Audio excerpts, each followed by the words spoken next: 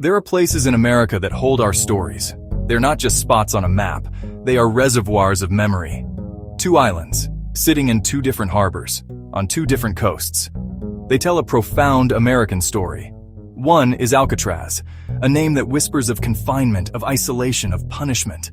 The other is Ellis Island, a place that echoes with hope, with the first breaths of freedom, with the dreams of millions. These islands are opposites. One was designed to keep people in. The other was built to let people in. Together, they tell us something fundamental about who we are as a nation. They speak of our ideals. They speak of our fears. They show our capacity for compassion.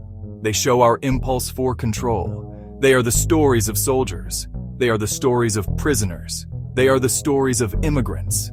They are the stories of activists. They are stories of desperation. They are stories of determination. Long before it was a prison, Alcatraz was a fortress. The island got its name from the Spanish, who called it Isla de los Alcatraces, the Island of the Pelicans. After the gold rush of 1849, San Francisco became a vital American port. The United States military saw the strategic importance of the rocky outcrop in the middle of the bay. In 1853, construction began on a military fort. Engineers blasted away at the rock, creating flat surfaces for cannons and buildings. The fort was a symbol of American power on the Pacific coast. It was armed with over 100 cannons, designed to protect the golden gates of the harbor from foreign invasion. But the invasion never came. The fort's guns were never fired in anger. Instead, the island's isolation made it suitable for another purpose.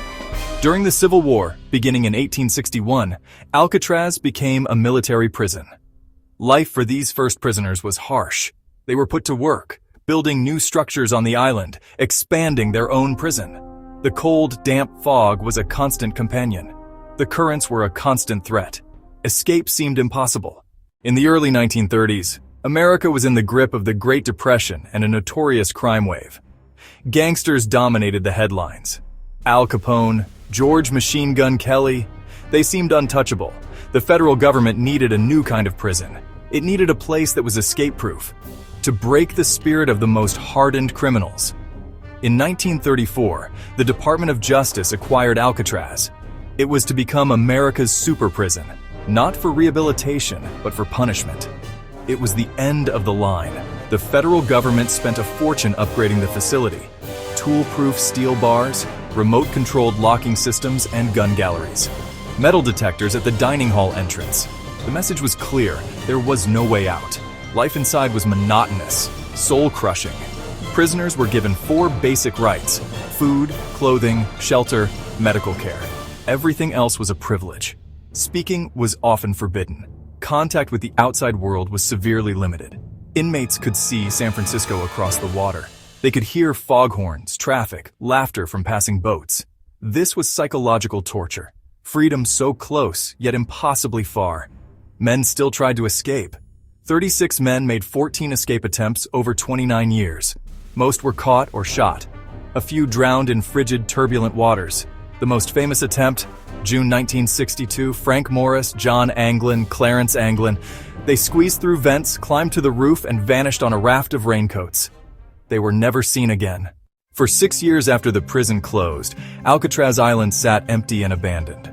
The cell blocks were silent. The guard towers stood empty. It was a ghost of its former self. But the island's story was not finished. A new chapter was about to be written. This chapter would not be about crime and punishment. It would be about rights and reclamation.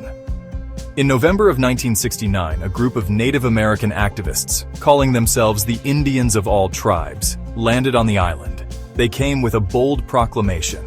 They were taking back the land. They cited an old treaty that said all retired federal land should be returned to Native peoples. The occupation of Alcatraz began with about 89 men, women, and children. It was a powerful act of protest. For a time, the island was transformed. A school was started. A radio broadcast, Radio Free Alcatraz, sent their message across the airwaves. Supporters sent food and supplies.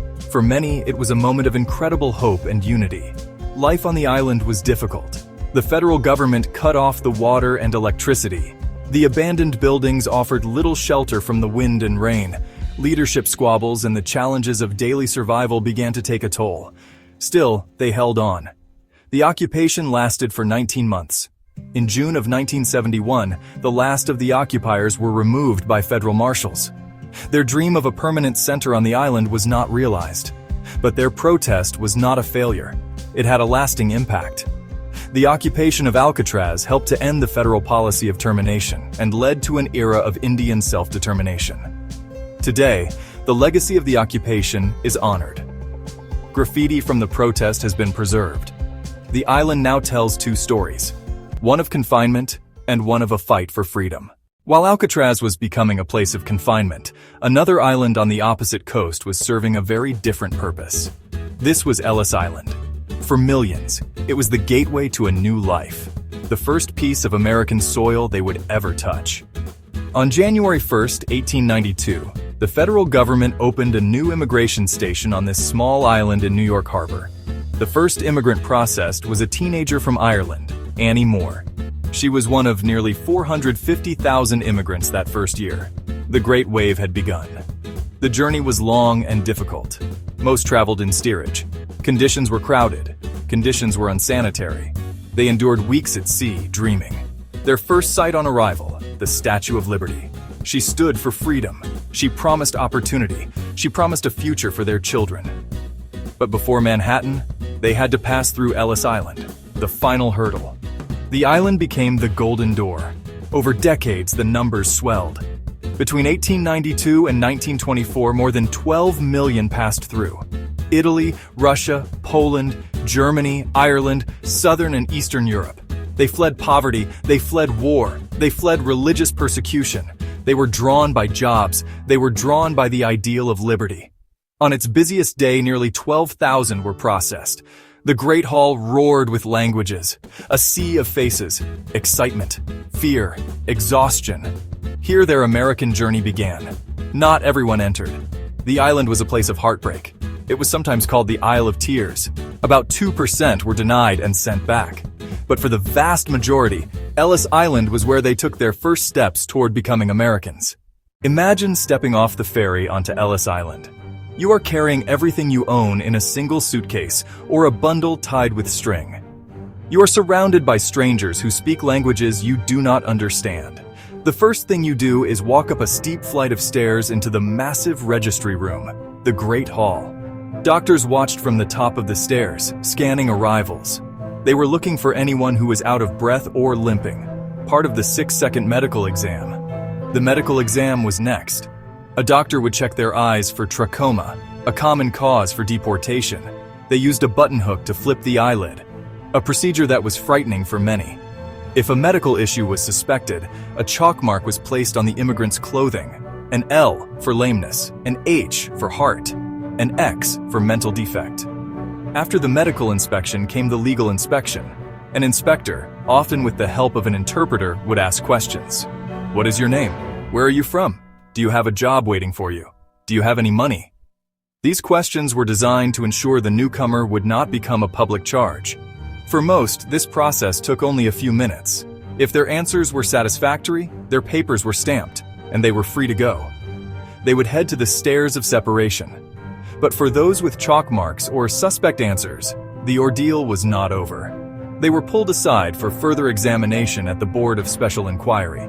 This was essentially a courtroom where their fate would be decided. Families could be separated. A child might be admitted while a parent was detained. The waiting and the uncertainty were agonizing. The stories of Alcatraz and Ellis Island came to a close around the same time. The great wave of immigration slowed to a trickle after new laws in the 1920s. Ellis Island processed its last immigrant in 1954 and, like Alcatraz, was abandoned. For decades, both islands sat silent, monuments to a bygone era. But their stories were too important to be forgotten. In time, they were reborn as museums preserved for future generations. People can walk their grounds and connect with the American past. They became places of pilgrimage. Ellis Island represents the nation's ideal, a welcoming haven for the huddled masses yearning to breathe free. A testament to the millions of immigrants who built this country, whose descendants now number over 100 million Americans. A place of hope, a celebration of diversity, a reminder of the courage it takes to start anew. Alcatraz, on the other hand, represents a darker side. It speaks to our need for order, our fear of chaos, and the harsh realities of justice. A symbol of ultimate confinement designed to crush the human spirit. Yet its story is also one of resistance, daring escape attempts, and the Native American occupation reclaiming it for freedom and justice. Together, these islands offer a more complete picture of America. Two sides of the same coin. One is about opening doors, the other about locking them. One is about embracing the world, the other about containing a threat.